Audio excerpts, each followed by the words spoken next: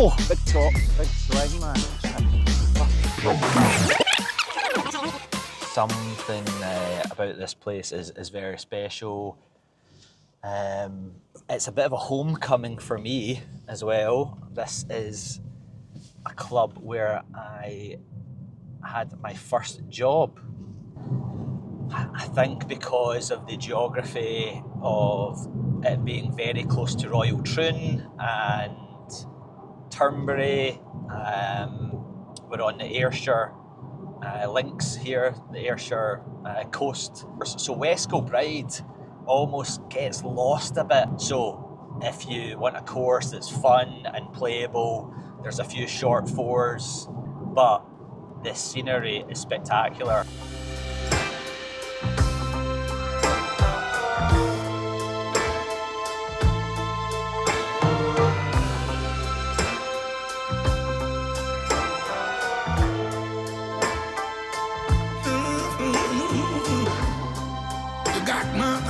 Baby, I can't make a move like a child, a star for love. I'll stay there as long as I have to. I'll cry a river of tears that flows to the sea. Baby, if you run away, baby, if you leave, in love with you, girl. You make me feel brand new. Come on, give it up to me. Let me take care of you. I know that your mama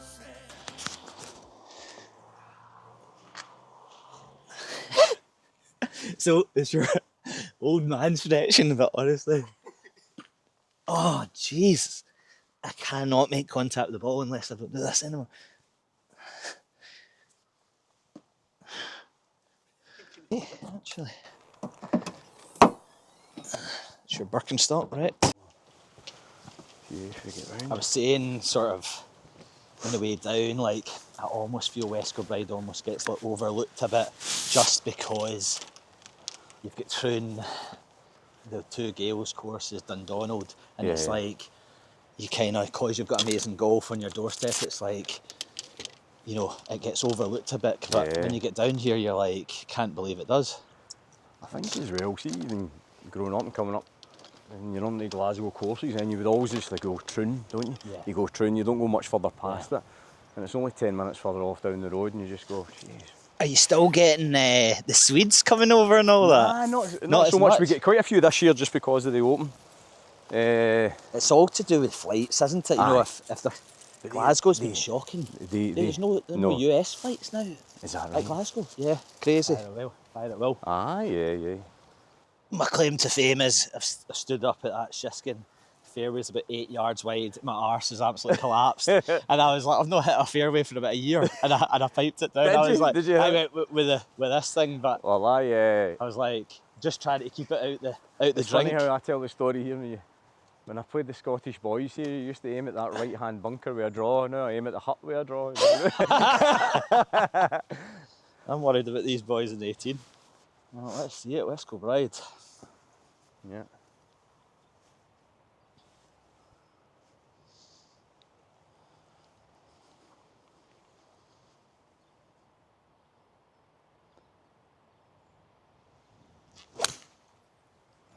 That'll work. Good there.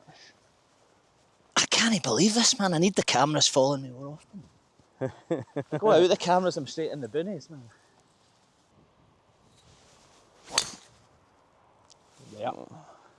Oh dear. Kind of been struggling with the big dog and that kind of driving irons, like saving my bacon. I've just been kind of hitting that down, you know, I'm in play. Yeah. But yeah, a couple of tight ones, man. Shiskin and then Macnahanish. I'm like, that's no name.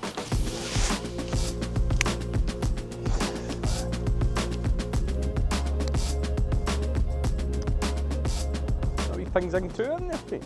Ping-zing 2. Ping-zinged off the face there.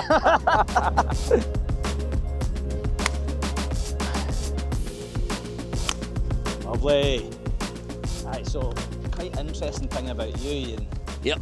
is Is there something? there is, which I think's great, is, you know, I suppose it is similar now. It's like you do your PGA and you're kind of looking, I guess, for a big club job, or you go into different things. Yeah. And you sort of packed your bags and went to Germany. That's right. Yeah. And I guess from what you told me, it was all, you basically did lessons from dusk till dawn for a couple of years. And where was it? You went? It was a place called Golf Club Weissensburg. It was in Bodensee, very, very south, about an hour and 20 minutes south of Munich, right on the Austrian-Swiss border. So Wow. 5 minutes from Austria, 20 minutes from Switzerland. An amazing place, really. Absolutely stunning. Sounds I amazing. think as well, see, when you're there, you still don't really appreciate how good it is. It's only years later you see that was just amazing. So yeah, the reason why it was so busy in the hours you done, you were just kind of in a golf academy teacher. That was kind of new to me. Obviously, I'd done quite a lot of coaching when I was at Eastwood as an assistant and doing stuff, but always looked after the juniors, which I think you enjoyed, because it's always been your thing, is junior coaching and helping the juniors, and you were a good player. You played a lot competitively as a kid, and then into your assistant stuff and helping the juniors out was a big thing for you, which has ran through your whole career. Well, it kind of comes naturally, doesn't it? I think, you just see, I was only really just doing what other people had done with me, really, in terms of helping, try to bring younger players through. So I loved it. Yeah. I went up and watched her on the final round. Obviously, like anyone else, or watching her on the Sky Sports going through, but it's just crazy. It's absolutely crazy to see someone who you've coached since 10 years old is then going, and she's suddenly sitting top 5 in the Open when she was. Amazing. And you could see it Saturday afternoon, and she's done great on the Saturday. I think some people thought she might do pretty well in the first round and then fall away. Yeah. However, she's a really good first round, and then she just stabilised it in the great third round, and then managed to get up in the last round. And I walked round with her, and she was coasting as well last round. Hardly missed a shot at all, and she was right in there. It just shows that she was pretty good for that stage. But obviously, that's a massive jump, isn't it, from elite amateur, and obviously wins the British Amateur, but then, it's a different ball game. You're in one of the majors and with the pros, seasoned professionals, like that's a big stage to go into, and obviously felt comfortable. Like, how was she? Did she just, I'm playing well, just going to peg up? No, it's not expectation then, because you're not expected to do anything really as an amateur. I think, the big thing, a lot of the majors, even the men's, it's like you almost get you get the prize if the amateur makes a cut. It's almost like if you just make the cut, that's a big thing. And I think it just shows you confidence in sport, doesn't it? As much as we ever try and say, you can get somebody ready for this, you just flow and you roll. I mean, how do you ever get somebody in the zone?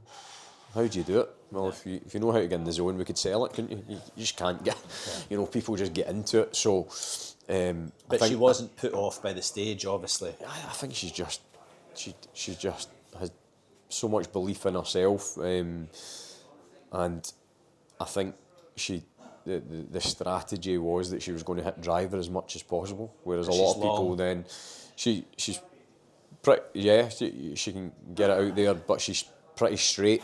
With that driver. Right. So she's hitting it pretty long and straight, and a lot of people would have then been trying to take driver out their hand as soon as they go to links golf, don't they? There's almost a kind of reverse situation. So she went driver most of the way, which then played right into her hands. But obviously she had to hit these shots, and she's had belief within there.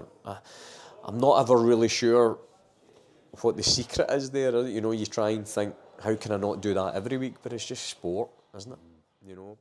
I mean, when I went to Germany and I'm doing their teaching, you are doing quite a lot, and there'll be loads on the range and stuff, where I think coaching's changed away from that. As I try and do much more coaching if I can on course. Do you? Yeah, right. try and do as much, especially this time of year. You get a Is little that bit more time. Is that with all abilities, or will you try and get a a base of people's skill set on the range and then take it on the course, or do you think it's just good to go out and learn the game? Yeah, I think all of it. But you know, I mean, if somebody is just learning the game, how boring it's going to be if they're just standing in the range all the time. It's a big thing. So they're better hitting the ball here. They hit it along the ground, they hit it high, they'll remember it because it's on the golf course. Yeah. That's where we're playing on it. Interesting. You know, I think there's too much of it is like, we need to get in this position and that, and I just remember you always said that structure, was like, if you joined a club, you had to go to the pro for before you were allowed on the course. They had a thing called the Platzstreife, which was you had to make 7 Stableford points over 9 holes with getting 2 shots a hole. Right. So, or you weren't allowed in the golf course. Amazing. So it's just not allowed on. So it is an unbelievable different way of doing it. I hope they've changed that, maybe not, but I mean some of these, the course we were at was, I couldn't make 7 Stableford points over 9 holes. You know, you're looking at it going, it's, so hopefully, I think you need to do a way of looking at it. A bit of it, but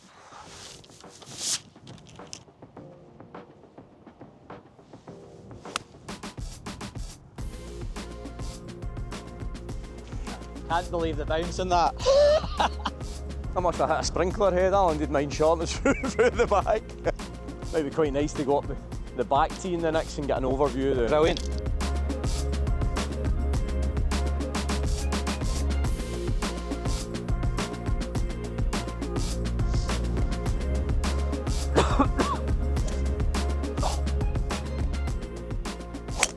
Oh, big top.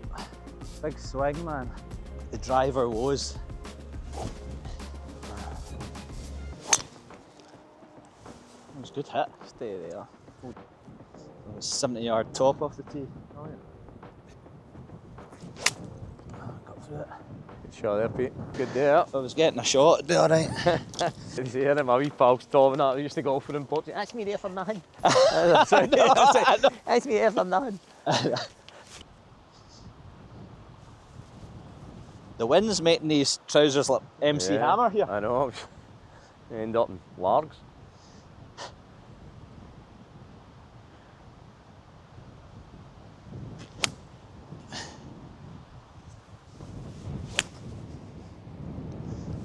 It's come back, lovely. On you go. On you go. Go on. Oh, lovely.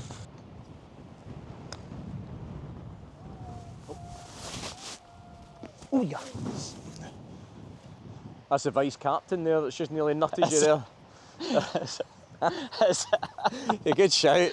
It should be good at his speeches because you get that out loud. That's allowed for. I know. He's an opera singer in the spare time. That's our vice captain has just nearly nutted his head off that tee. What I would like to confirm is he's never. He did a 1 lesson for me about 16 years ago. In all seriousness, that's the highest golf shot he's ever hit. You know? No, it looks as if he's playing inside a garage, you know, where he's low.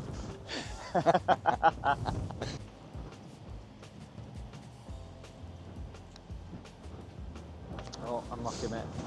Great tee ball. Yeah. Signature 13, hole. Par Iain. 4, tough. There's the flag behind the wall away over there. You're going this way though. Fine there, mate. Oh. Yes. Just a. Let's just get the feet closer together and just a wee fairway shot. That was a wee. These fairway finder, that'll do it.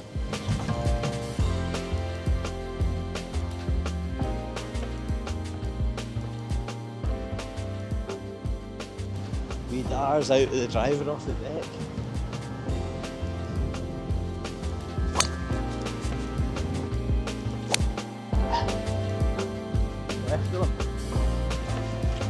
We're on the 14th hole here at West Kilbride Golf Club. Brian here has a sneaky little chip shot over the stone wall. Friends of Tommy Saunders. Oh. Well done. Oh, no. Go on. Go on. Make sure you get your tee. Pick up your tees. Lovely.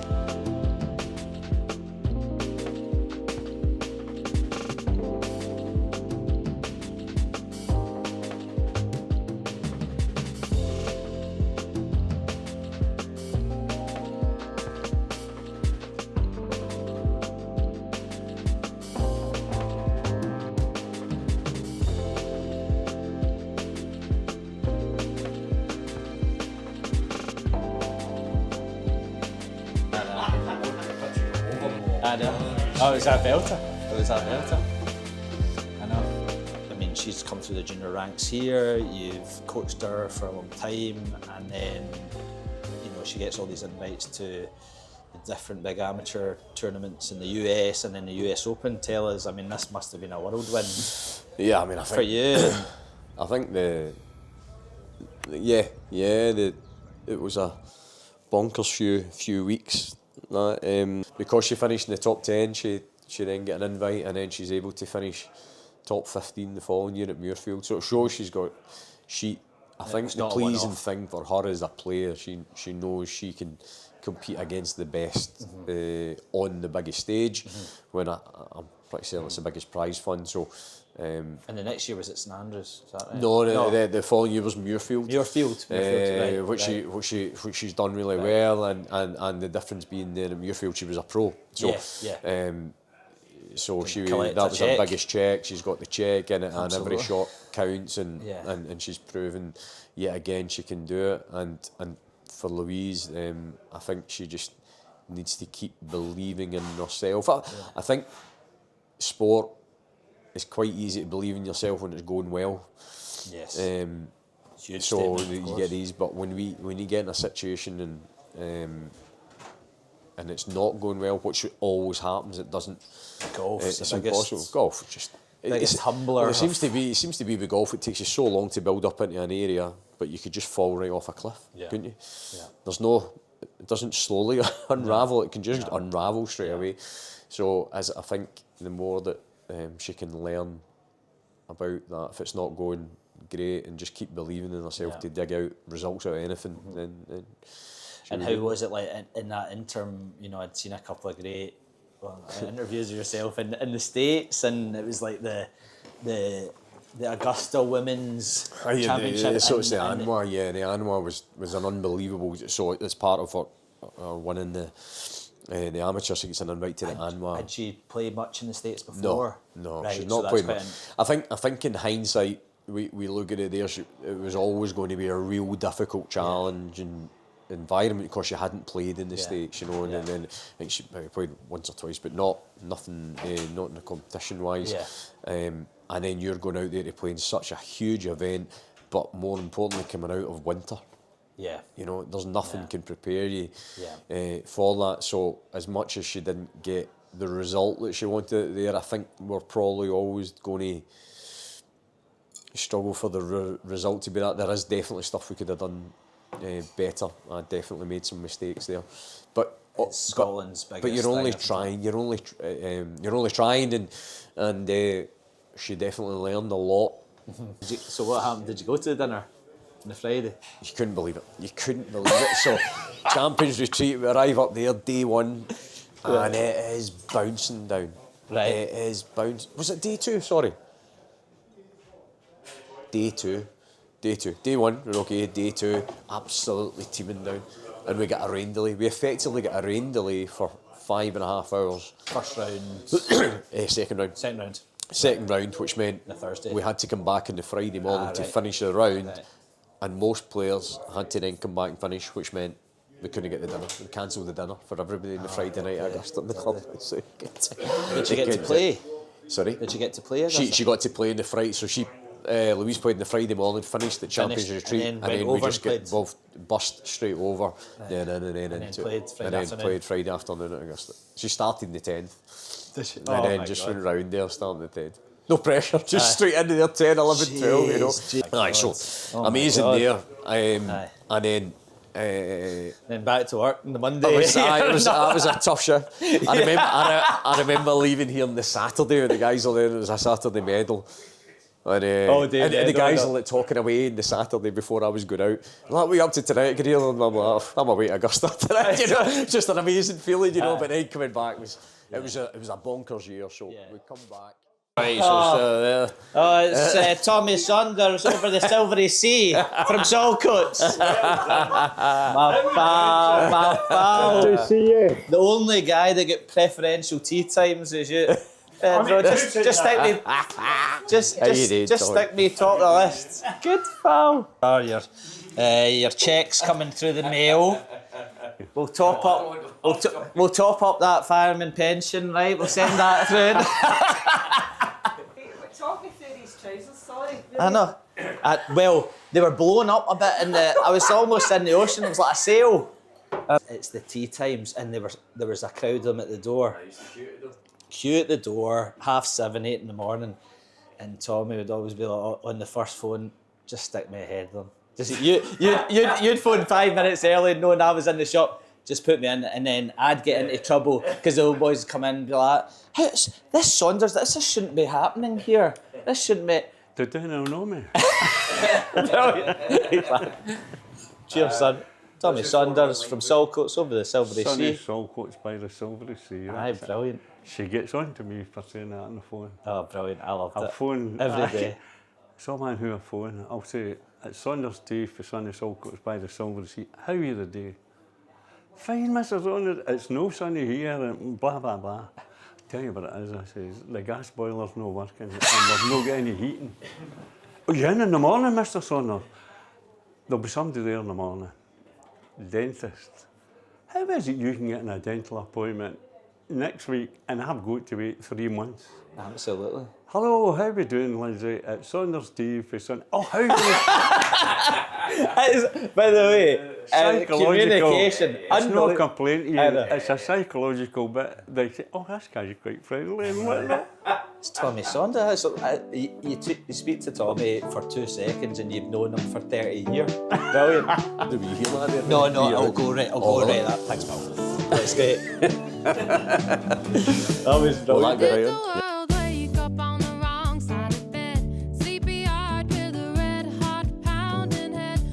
First thing when you get to 27 that goes is your memory, Hamish.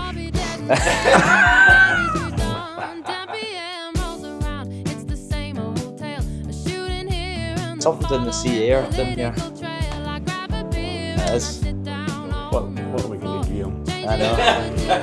Right, that's you. You're done. You're done. That's you. That's all I needed.